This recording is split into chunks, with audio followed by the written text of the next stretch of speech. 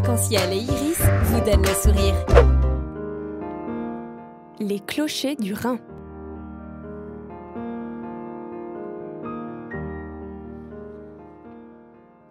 Bonjour et bienvenue dans Les Clochers du Rhin, un rendez-vous qui permet une immersion dans l'univers des personnes engagées de la vie chrétienne de Strasbourg. Aujourd'hui, on a le plaisir d'accueillir Taylor Fox. Bonjour. Bonjour. Taylor Fox, vous êtes donc responsable du ministère étudiant des navigateurs à Strasbourg, c'est ça? C'est bien ça.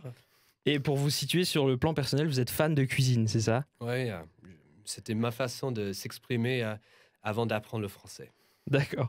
Dans quelques minutes, on va vous proposer un petit temps de méditation autour des textes bibliques que Taylor nous a préparés. Mais avant ça, et c'est devenu la tradition de cette émission, on va apprendre à mieux vous connaître au travers de l'exercice des 5 dates clés. Les clochers du Rhin. Notre invité en 5 dates clés.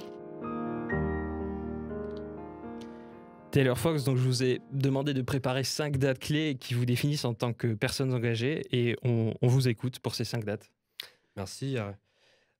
Je pense que c'est le cas pour tout le monde, mais c'est pas facile à choisir 5 dates. Bah, ça dépend. Il y en a, c'est dur d'en choisir que 5. Il y en a pour d'autres, c'est dur d'en trouver 5. Ça dépend des personnes. Je pense que les dates sont un peu comme les constellations, les étoiles dans le ciel. Il faut choisir les dates et après on peut faire les dessins, faire les liens entre eux et on fait une constellation de quelque chose d'intéressant.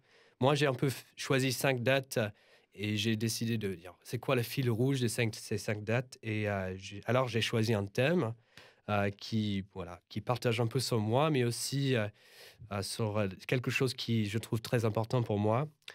J'ai choisi 5 dates pour illustrer on peut dire les relations clés de ma vie et de ma vie de foi. Je vais commencer avec la première date. Alors, je ne suis pas né dans la première date, mais vous allez voir, j'ai choisi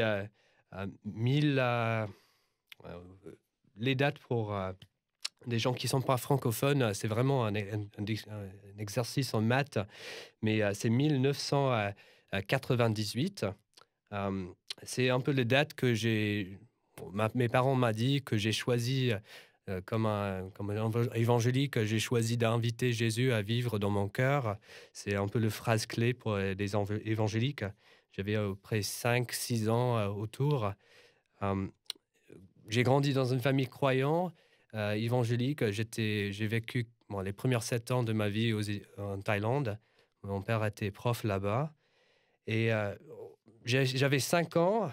Je sais que j'étais jeune et quand on a 5 ans, on ne peut pas comprendre la totalité de notre décision à donner notre vie à Jésus ou faire une décision comme ça. Mais me voici, ça fait une décision.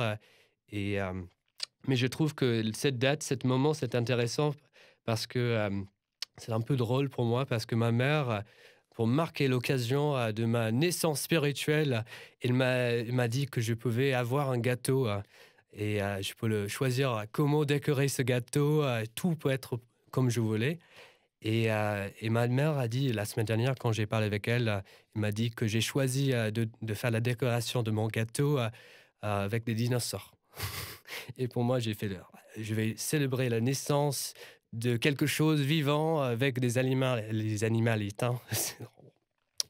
Mais je sais que c'était intéressant après parce que j'avais profité de ce gâteau et immédiatement, ma mère m'a dit je suis tourné à mon frère qui avait 3 ans et j'essaie d'évangéliser mon frère, de dire il faut que tu invites Jésus dans ton cœur parce que si tu invites, on va avoir un autre gâteau. Mais cet moment, pour moi, cette date illustre pour moi comment ma relation avec ma famille a fait partie de la formation de ma foi. Mon père et ma mère, ils ont sémé ma foi et m'avaient accompagné dans ces premières années de ma vie, aussi dans mon voyage de la foi.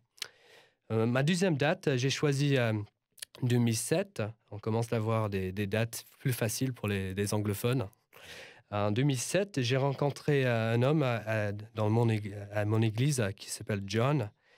J'avais 15 ans et quand nous avons 15 ans, on a beaucoup de questions sur la vie. Je crois pour moi, ma foi, je ne sais pas, quand j'avais 15 ans, c'est difficile à savoir si ma foi était vraiment ma foi ou c'était simplement une extension de la foi de mes parents. Alors, je pense que quand nous sommes dans une famille croyante, c'est difficile de... Soit on décide de devenir quelque chose de totalement différent ou on décide de rester la même. Mais ce qui est intéressant avec cette relation avec John, c'est qu'il avait 50 quelques ans et le fait qu'il avait donné son temps, il s'est rendu libre. Il a vraiment dit on peut prendre passer de temps, je suis disponible si tu veux manger un pizza gratuitement. Je dis waouh, super. Si tu veux prendre un café. Et, et on avait passé beaucoup de temps ensemble, plusieurs fois par semaine. Je peux lui appeler quand j'avais des crises, des questions. Et surtout, il m'avait écouté, il m'avait partagé sa vie. Il avait partagé son témoignage, son vécu. Il m'avait aidé à vraiment comprendre mon propre témoignage par rapport de ma vie de foi. J'ai choisi cette date parce que voilà, c'est une relation. On commence avec la famille, après la relation d'un coach, quelqu'un qui se donne de temps qui a donné son temps à moi. Je vois le rôle d'un coach dans la vie, c'est quelqu'un qui voit la potentialité de quelqu'un avant que la personne le voit lui-même. Et lui, il avait vraiment... Ça m'a énormément aidé à trouver mes pieds dans ma foi, à trouver mes marques.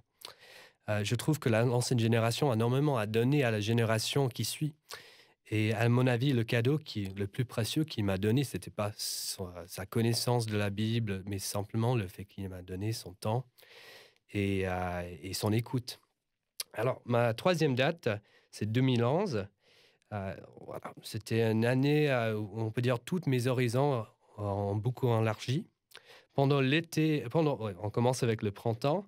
Dans le printemps de 2011, je suis venu en France pour la première fois. Pendant un voyage scolaire, j'avais 18 ans. J'ai rencontré ma femme, Sarah, dans une église. C'était pas, j'attendais pas de trouver une femme dans un autre pays. C'était un voyage de fou, comme des Américains font.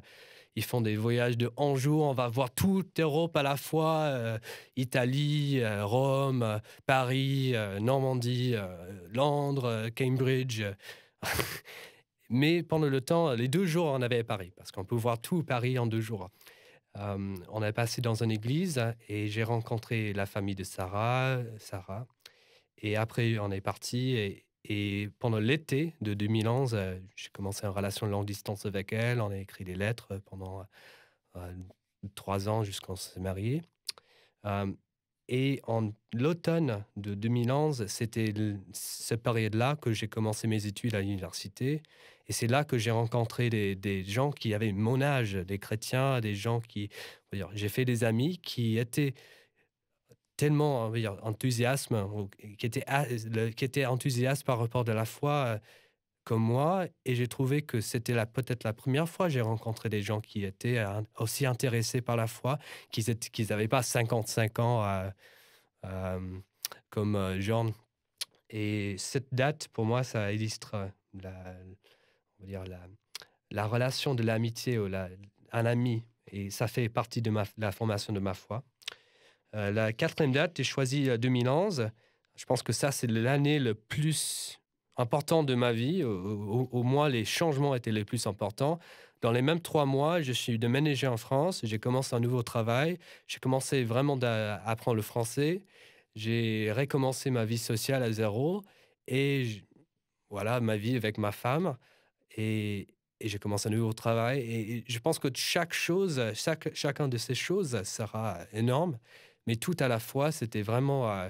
j'ai passé d'un homme, d'un bébé, et c'était ma femme qui était un peu mon nounou pendant une période.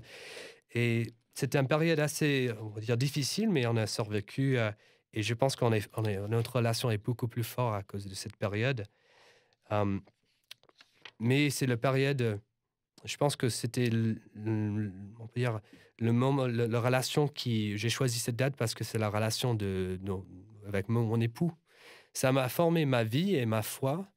Et je trouve que, pour moi, ma foi, est vraiment mon plus grand trésor terrestre, on peut dire. et mon ami le plus proche. Ensemble, nous marchons en tant que disciples avec une mission à aimer notre entourage avec l'amour que Jésus a pour eux. Et je vais terminer mes 5 dates avec 2017. C'est l'année de la naissance de mon fils, Samuel.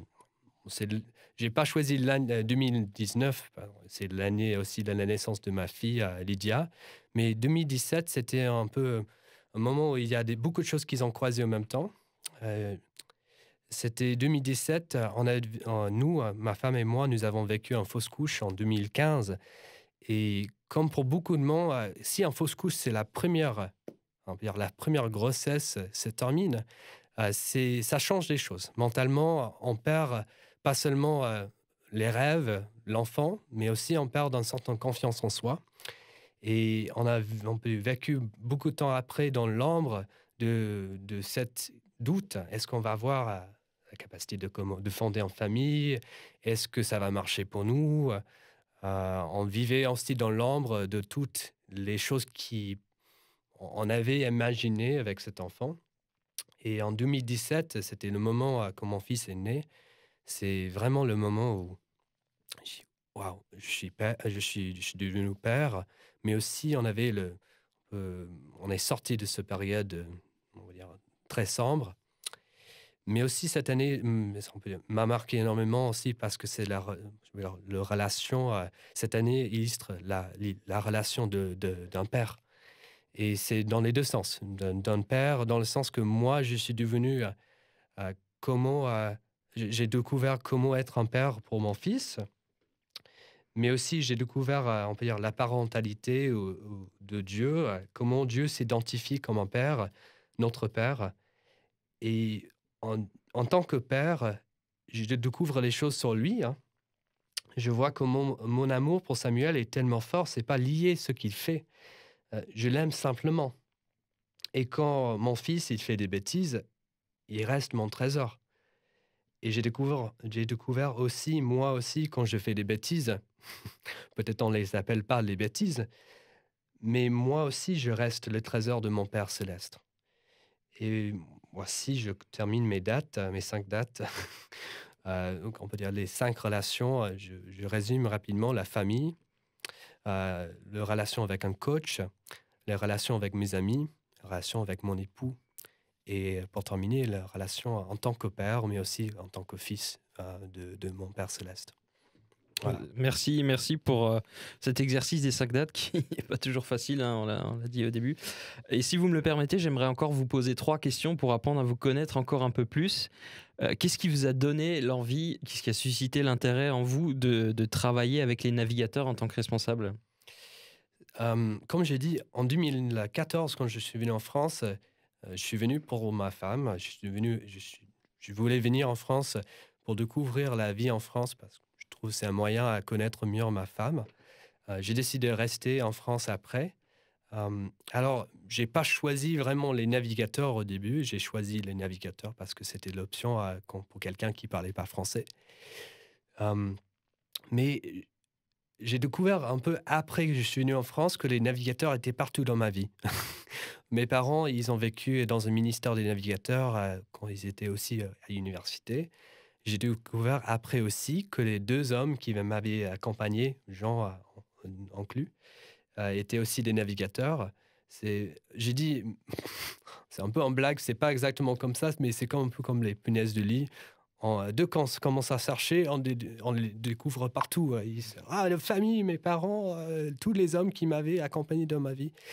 Et moi, pour moi, de travailler pour les navigateurs, c'était une joie de vraiment accompagner des gens, de marcher avec des personnes. Mais pour moi, c'est aussi une façon de donner librement ce que j'ai reçu librement de Jean, de Tom.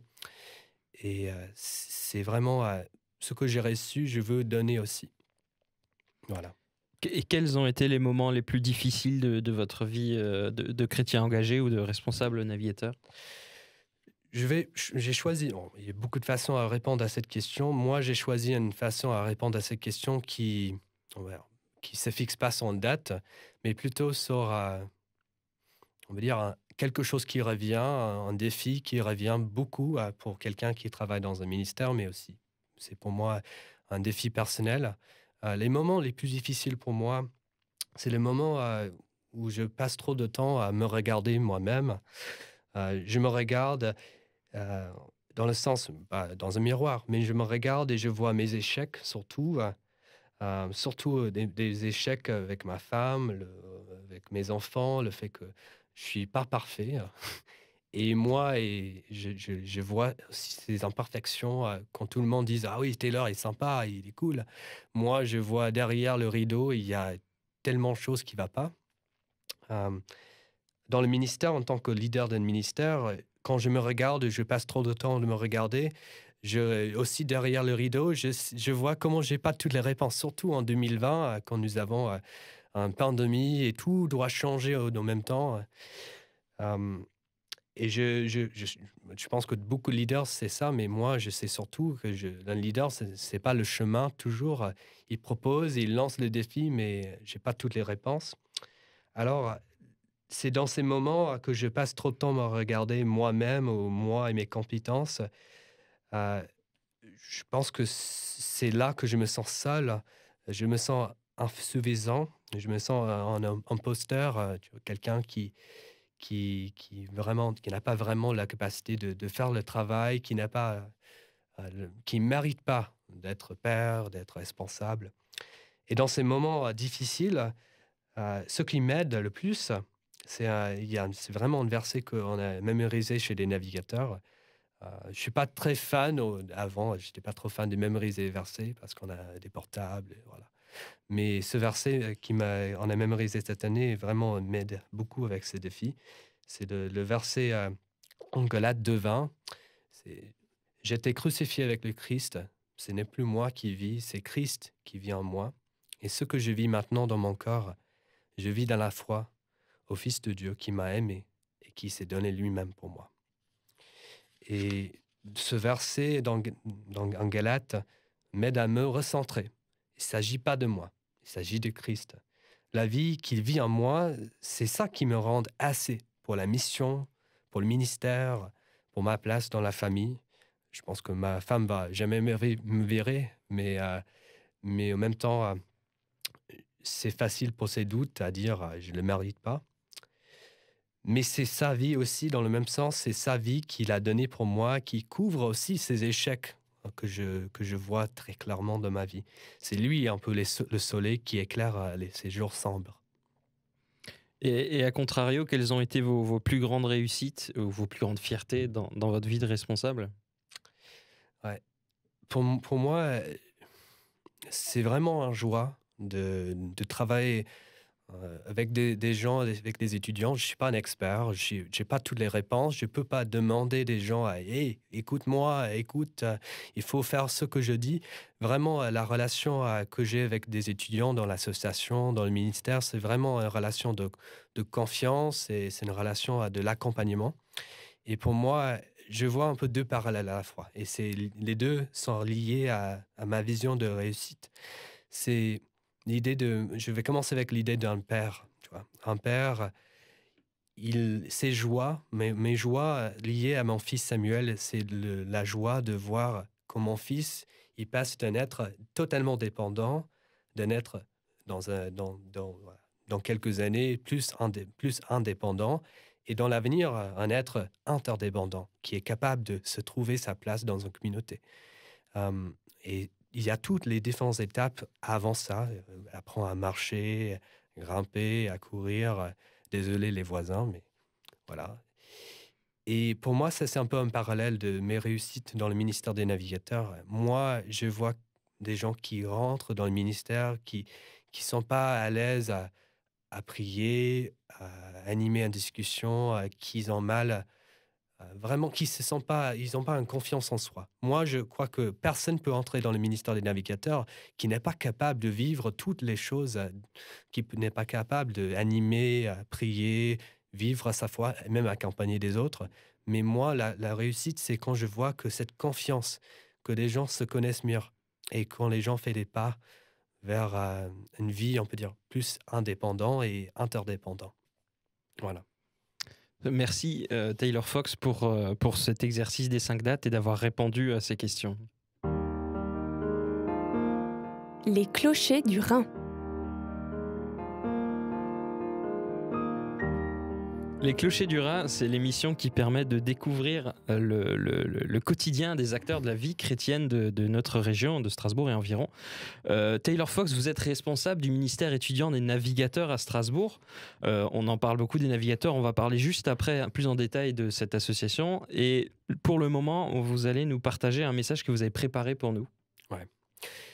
Ce que je voulais partager avec vous aujourd'hui, c'est pas un message pour moi, c'est plutôt l'idée d'une méditation. C'est une méditation qui vient, qui m'accompagne, qui m'aide vraiment dans ma vie cette année, en 2020.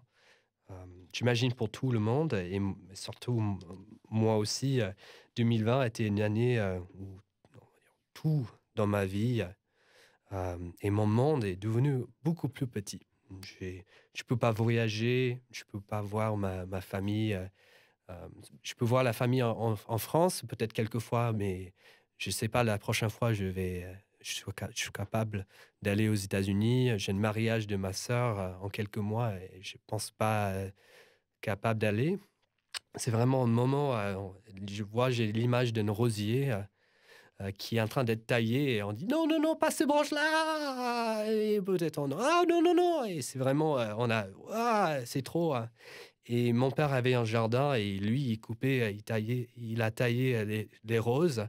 Et surtout, il les a taillés dans une période, c'était l'hiver ou presque froid. Et c'est un peu le sentiment 2020 pour moi, c'est on perd des choses qui sont un peu les expressions de la vie, en même temps que tout le monde devient très sombre et très froid à la fin.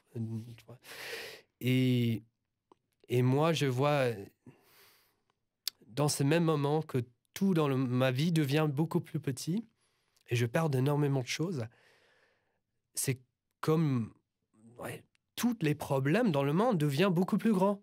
Je ne sais pas si c'est normal, mais je vois j'entends parler de beaucoup de monde il y a beaucoup d'histoires sur la souffrance, de la solitude, de la guerre, de famine, de division, de la haine.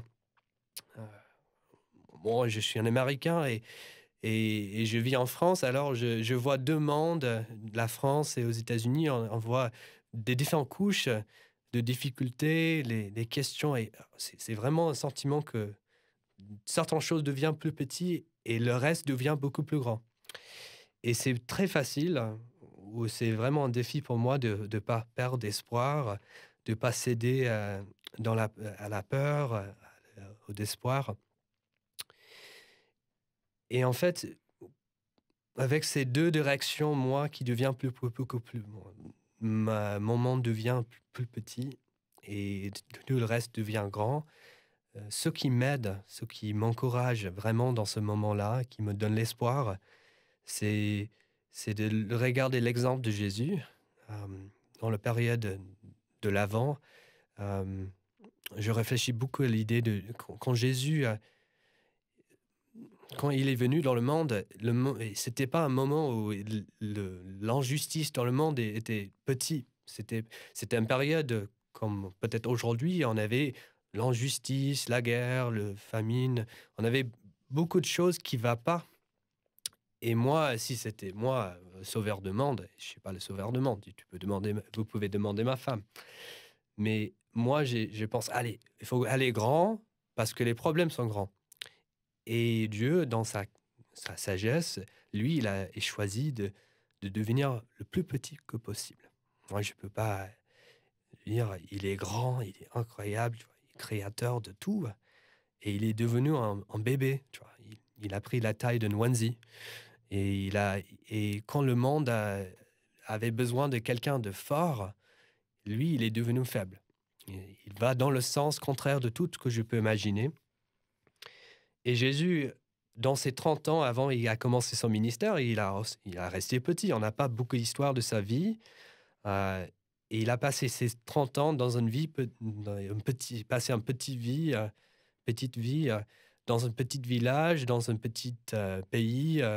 Vraiment, on peut dire, une vie pas remarquable. Et ces 30 ans, il a appris à aimer les gens les plus proches de lui, dans son quartier, dans son village. Et Jésus, il a embrassé une vie, petite vie, s'aimer d'un grand amour. Et quand nous voyons ces grains d'amour s'aimer dans nos cœurs, on les voit germer et porter le fruit de la justice. Moi, je crois que nous voyons le mal et l'injustice.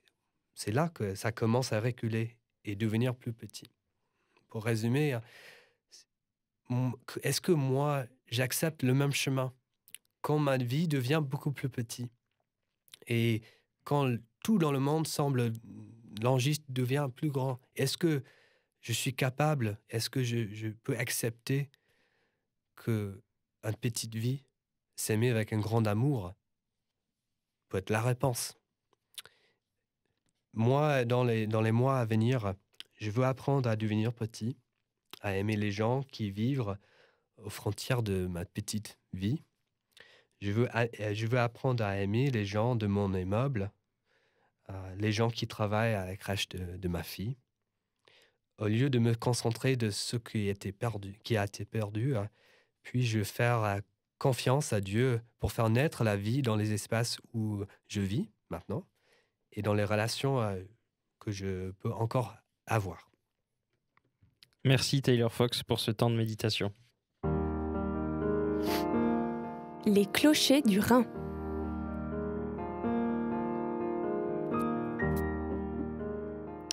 On a beaucoup évoqué le nom des navigateurs tout au long de cette émission.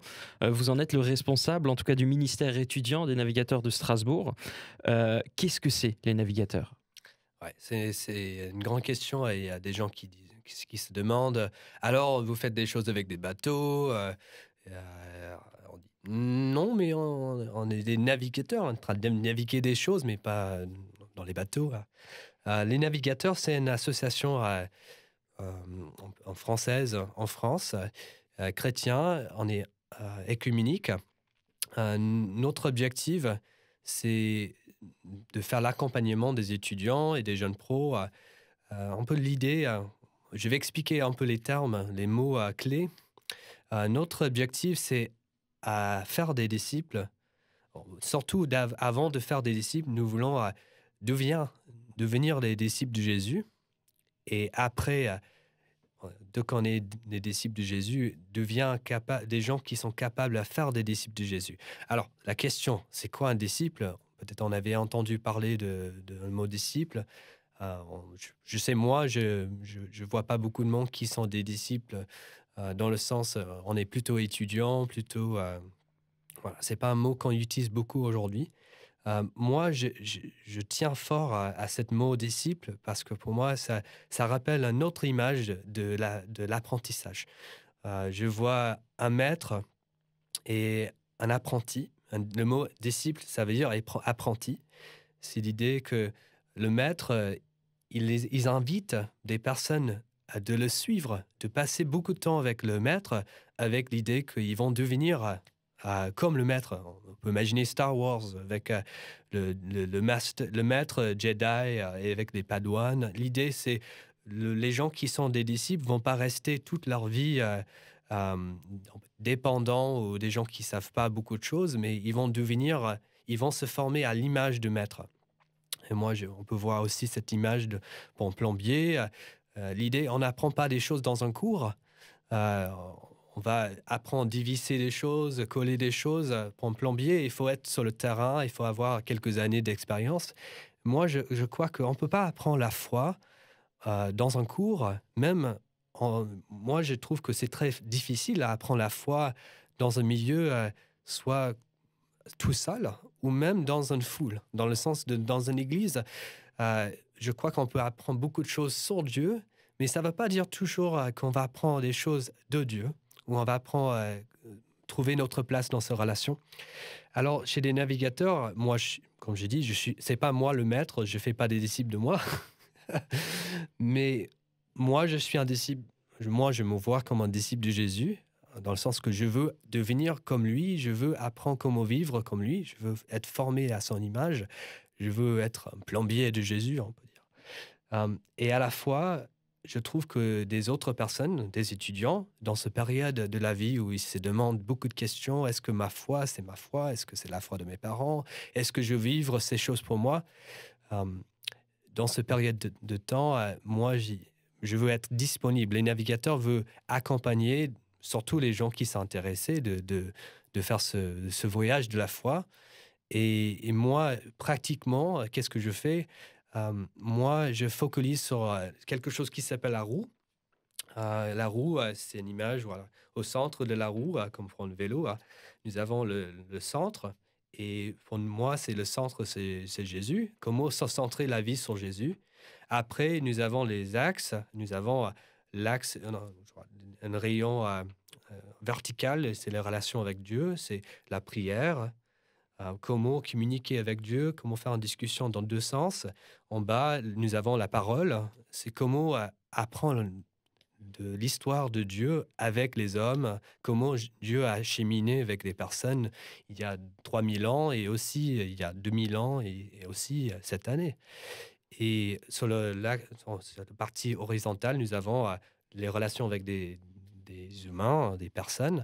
Nous avons sur un côté, moi je devise, il y a sur le centre, nous avons le centre au milieu, Jésus, et nous sur un côté, nous avons la communion fraternelle. Et la communion fraternelle, c'est nos relations en tant que chrétiens avec des gens qui partagent le même centre de la vie. Si les gens partagent, s'ils disent « moi, Jésus, c'est le centre de ma vie », alors il y a une certaine communion autour de ce fait qu'on prend Jésus au centre, en commun. Et sur l'autre, ça c'est la communion fraternelle, c'est aussi l'accompagnement des générations spirituelles. Le fait de marcher avec des jeunes et savoir un jour que ces personnes vont être aussi des parents, des grands-parents, aussi de la prochaine génération spirituelle. Et sur l'autre côté, pour finir la roue, nous avons le témoignage. Et pour moi, le témoignage, c'est pas l'acte d'aller évangéliser tout le monde. Pour moi, c'est simplement comment est-ce que je vis une relation auprès des gens qui peut-être partagent pas le même centre de la vie, qu'ils ont centré peut-être sur les bonnes choses, sur la famille, sur le succès, mais comment vivre en tant que quelqu'un avec Jésus au centre de la vie, comment vivre ces témoignages? On est appelé d'être lumière et sel. Et le problème, parfois, moi, je suis pas lumière et parfois, je suis pas trop salé. Mais comment vivre dans la relation ancrée en Christ? Comment vivre l'amour aimer des gens dans la façon que Jésus les aime. Mon rôle n'est pas à juger, mon rôle c'est aimer. Et parfois, je pense que l'acte de jugement est beaucoup plus facile que l'acte d'aimer et à connaître. Voilà. Et les navigateurs, notre travail, on peut dire, c'est de aider des étudiants. Nous allons regarder la roue, la prière, la parole, la communion fraternelle, Jésus au centre. On voit tous ces 5 éléments et on se demande, alors, comment est-ce que nous pouvons vivre ces éléments dans notre vie et dans une façon personnelle et pas seulement dans une communauté, mais aussi trouver notre place dedans. Je ne sais pas si c'est une bonne réponse à cette question, mais voilà un peu des différentes idées clés pour moi. Et donc, vos bureaux sont situés au centre Bernenos sur l'Esplanade, c'est ça? C'est ça, oui. Nous avons un bureau là-bas. Ça fait quelques années, je travaille. Je fais quelques projets avec le Partema. On est une association écuménique et nous avons à chaque année un bon mélange des étudiants catholiques et étudiants évangéliques, parfois luthériens. Et on se retrouve, dans un foyer catholique. On peut retrouver plus d'informations sur cette association et ses missions sur le site internet lesnavigateurs au pluriel france.fr ou alors tout simplement en écrivant un mail à navigateurs au pluriel.strasbourg@gmail.com.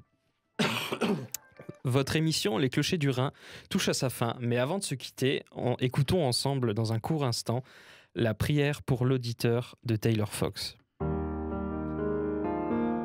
Les Clochers du Rhin. La prière.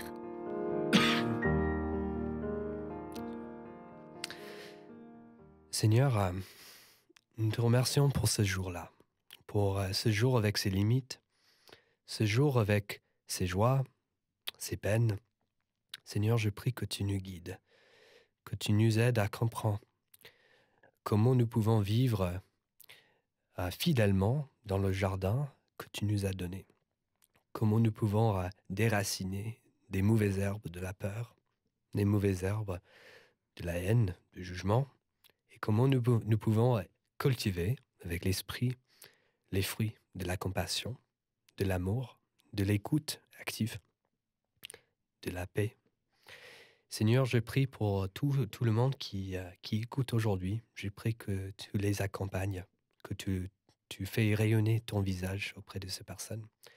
Je prie que ce jour fait un premier pas vers une paix dans une année assez turbulente.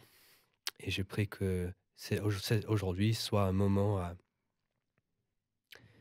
où ta lumière peut percer les nuages de l'hiver et de ce période de l'année et aussi de nos vies. Amen. C'était la prière pour l'auditeur de Taylor Fox, responsable du ministère étudiant des navigateurs à Strasbourg. Les clochers du Rhin.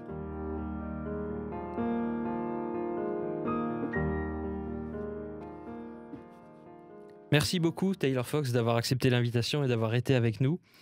Vous avez écouté Les Clochers du Rhin, le rendez-vous qui donne la parole aux personnes engagées dans la vie chrétienne de Strasbourg. On se retrouve très rapidement pour un nouvel épisode des Clochers du Rhin. À bientôt. Les clochers du Rhin.